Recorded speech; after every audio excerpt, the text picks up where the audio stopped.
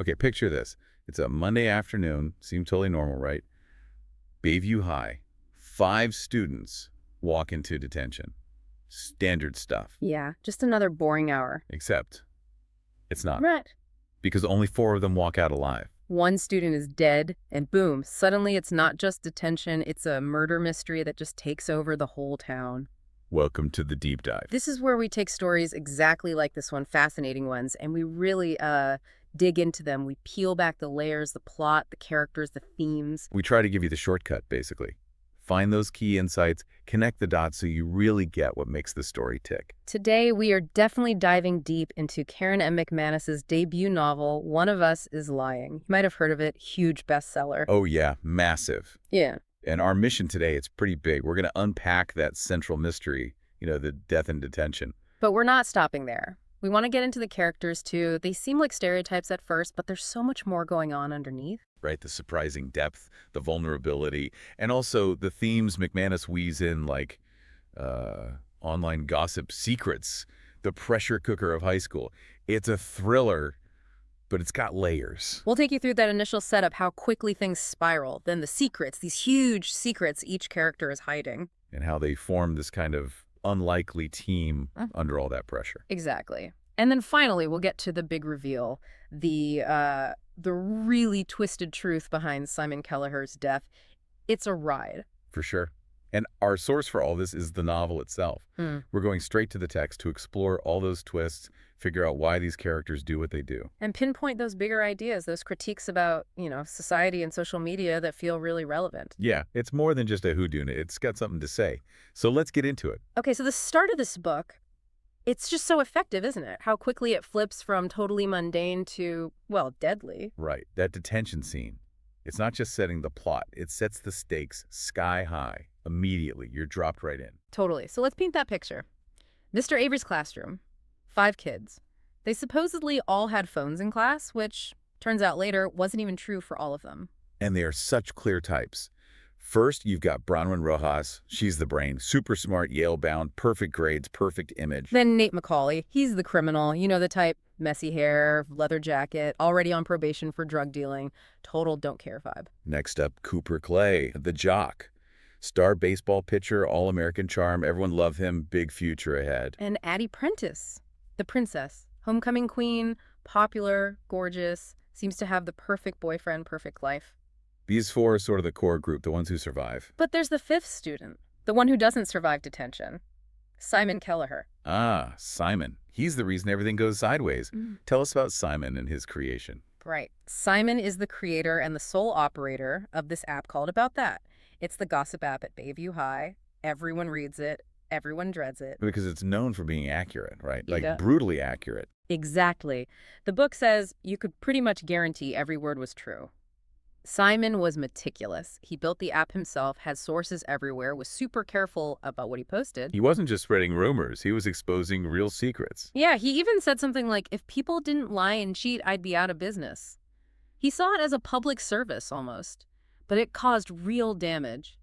Ruined relationships, reputations. So, naturally, not the most popular guy in school. Understatement. Feared, yes. Well, Disliked, yeah. intensely. He was basically a weaponized gossip columnist walking the halls. And it's Simon, right there in detention with the other 4, who suddenly has this severe allergic reaction. Yeah, peanuts. He drinks from a cup, collapses. It's chaotic. They call for help immediately. Paramedics arrive quickly. But it's too late. The book is very clear. Yeah. He died at the hospital shortly after arrival. And what seems like a tragic accident, maybe contaminated water, it shifts really fast. The police investigate, and they quickly rule it homicide. Murder. Not an accident. And that changes everything. Suddenly, Bronwyn, Nate, Cooper, Addy, they're not just kids who were in the wrong place at the wrong time. They're suspects. The prime suspects. The media jumps on it immediately. They get labeled the Bayview 4. Suddenly, these 4 kids who barely knew each other are thrown together under this intense, terrifying spotlight. Talk about pressure. And then comes the motive. This is the key, right? Why would anyone suspect them specifically? This is where it gets incredibly juicy. The police discovered that Simon was about to publish huge, damaging secrets about each one of them. About that. Yep. Apparently the posts were all queued up, ready to go live the day after he died. He just never got the chance to hit publish. Wow. So each of the 4 survivors had something major they desperately didn't want getting out. Exactly. Deeply personal, life-ruining secrets for each of them. It provides an immediate, powerful motive for why any one of them, or maybe even all of them, might have wanted Simon silenced permanently. Talk about raising the stakes. Okay, so that sets the stage. The mystery is clear, the suspects are identified, and the motive seems almost too perfect. And this is where McManus really shines, I think. Taking these characters who look like cliché. The brain, the criminal, the princess, the jock. Yeah, and showing you almost immediately that there's so much more going on beneath the surface. Those secrets aren't just plot points. They're windows into their real fears and vulnerabilities. Let's break them down. Let's get into those secrets. Start with Bronwyn Rojas, the brain. Okay, Bronwyn. Publicly, she's perfect. Straight A's, bound for Yale, the good girl BR. Very driven, involved in stuff like mathletes. And there's that backstory with her sister Maeve being sick. Right. Which kind of fuels her perfectionism. Yeah, she made this sort of promise, like, I'll do everything right, I'll be perfect. So that image is everything to her. Huge pressure. So what's the secret Simon was about to expose? Turns out, Miss Perfect cheated. In chemistry, the one class she was actually failing, like D average failing. Whoa. Yeah.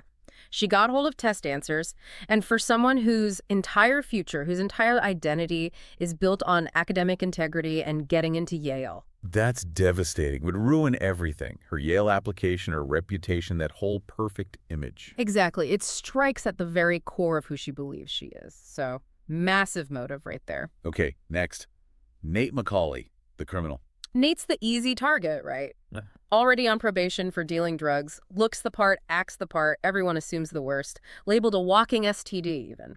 Just totally written off. But Simon wasn't going to post about the drug dealing, was he? Because Nate says he stopped. Right. Nate insists he's clean at this point. Simon's post was about something else, something maybe even more personal. Which is? It touches on his family life, which is incredibly rough. His dad's barely functional, kind of given up on life. And his mom. What about his mom? Well, Nate tells everyone his mom is dead, but the secret Simon found out. She's not dead. She struggled with addiction, bipolar disorder, and she basically abandoned him, ran off to a commune somewhere. Wow. So he lied about her being dead. Yeah. He says later it was just easier than the truth.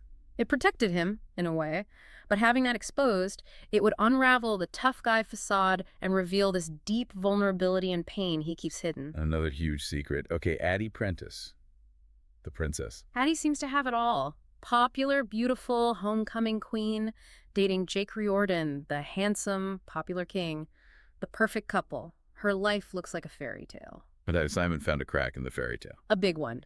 Addy cheated on Jake over the summer with another guy named TJ. Okay, cheating isn't great, but compared to the others. Well, the context matters. Jake is presented as this perfect, adoring boyfriend, but he's also incredibly controlling. Yeah. Addy feels insecure, like she's not really seen by him. Just this perfect image he projects onto her. Ah.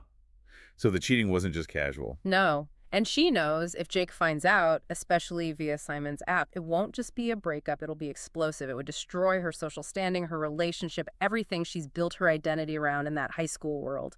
And Jake... Well, we learn more about Jake later. Got it. So, high stakes for her, too.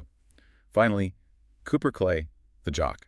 Cooper's the golden boy athlete, amazing baseball pitcher, getting scouted, seems like a genuinely nice guy, charming, improving like crazy, too. His pitching speed jumped significantly. So what could Simon possibly have on him?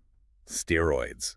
That rapid improvement. That's what some people suspect, and Simon might have hinted at it. His dad pushed him towards some strategic improvements that look suspicious, but that wasn't the main secret Simon was going to reveal. Okay.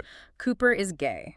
Ah. He's secretly in a relationship with a guy named Chris he met online who also loves baseball, and Cooper is terrified of being outed. Why terrified? I mean, it's tough, but... Because of his father. His dad is described as a classic good old boy, super conservative, uses homophobic slurs, thinks being gay is wrong, especially for an athlete. Oh, okay. That adds a whole other layer of fear. Huge layer. Cooper feels like coming out would destroy his relationship with his dad, maybe even his baseball career, his whole future.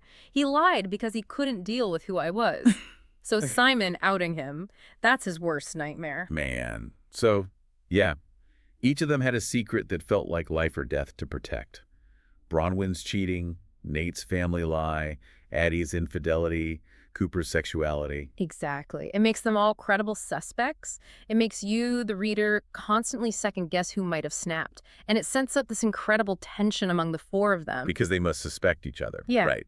Oh, absolutely. There's a huge mistrust at first. Nate thinks Addy is just some vapid princess he has nothing in common with.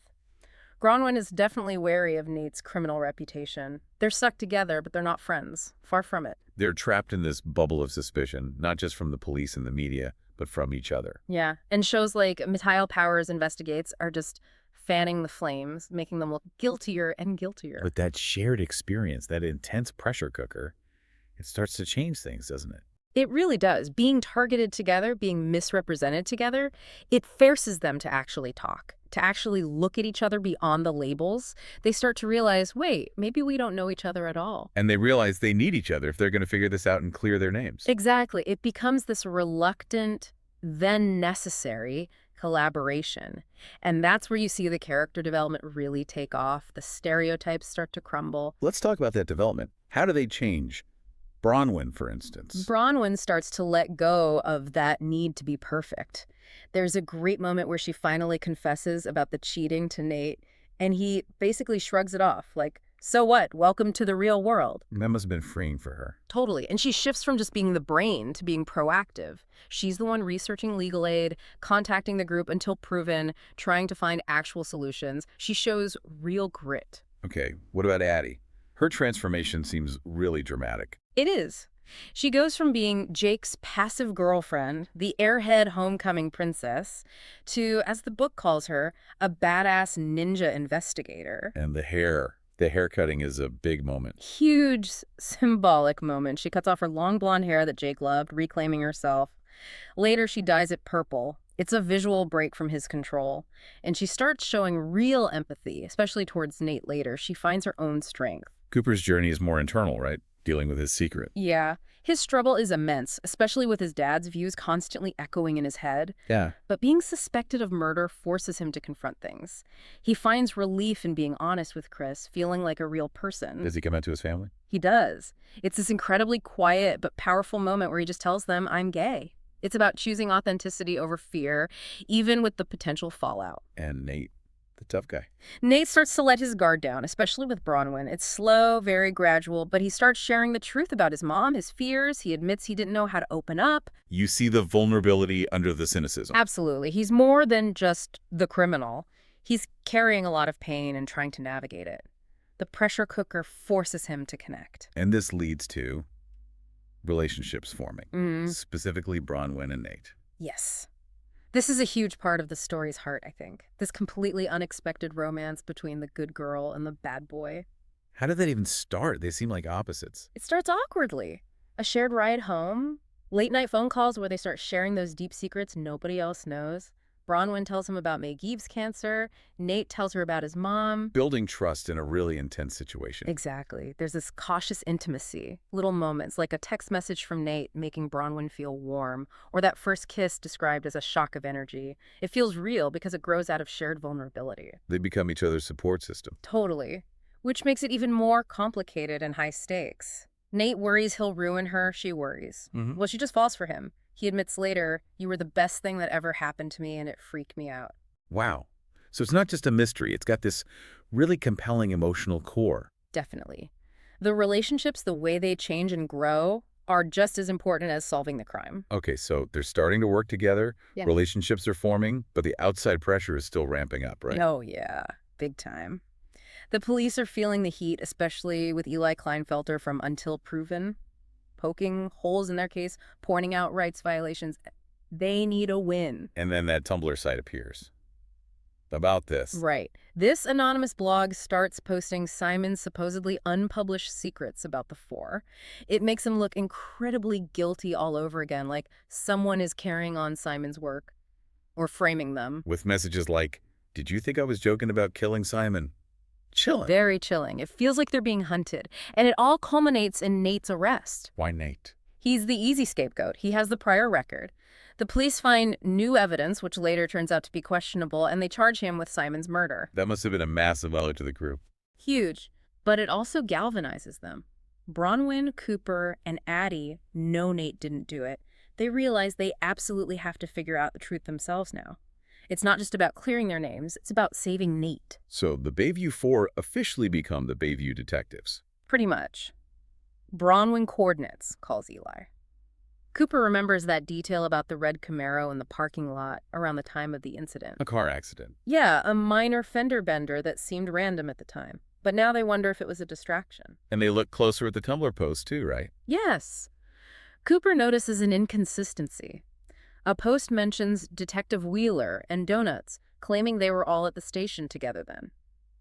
But Cooper remembers that wasn't quite right. Their interviews were separate at points. A small detail, but it suggests the blogger wasn't omniscient. They weren't there for everything. Exactly. It means the information might be secondhand or slightly flawed, someone close, but maybe not in the room for every moment. And Bronwyn follows up on the Camaro. She does. Tracks down the owner, finds this nervous kid with an old Camaro, shiny new fender.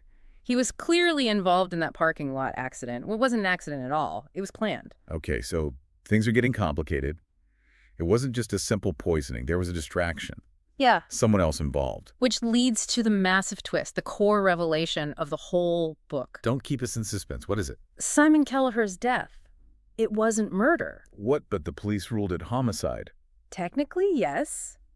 But the plan, the original plan, was Simon's. It was a suicide. He killed himself, Yeah, but made it look like murder. precisely. A meticulously planned suicide designed to frame the Bayview Four. He wanted revenge on them for various slights, real or imagined, and he wanted infamy. How do they figure this out? They uncover posts Simon made on this dark 4chan-like forum. He talks about wanting his death to be unique, memorable, something people would talk about for years. He literally planned to poison himself with peanut oil knowing he was allergic and make it look like one of the four did it during detention. That is incredibly dark. Yeah, then. And twisted. Criticizing school shooters for being prosaic. Wow. Yeah. He wanted to be a legend, even in death, a truly disturbed motivation. But that's not even the final twist. There's more. There's more. Simon wasn't working entirely alone on the execution and the framing. He had an accomplice, someone who helped ensure the plan worked and who maybe took it even further. Who? Jake Riordan. Addy's boyfriend. Perfect Jake. The very same. Turns out Jake knew about Simon's plan, and he saw it as an opportunity.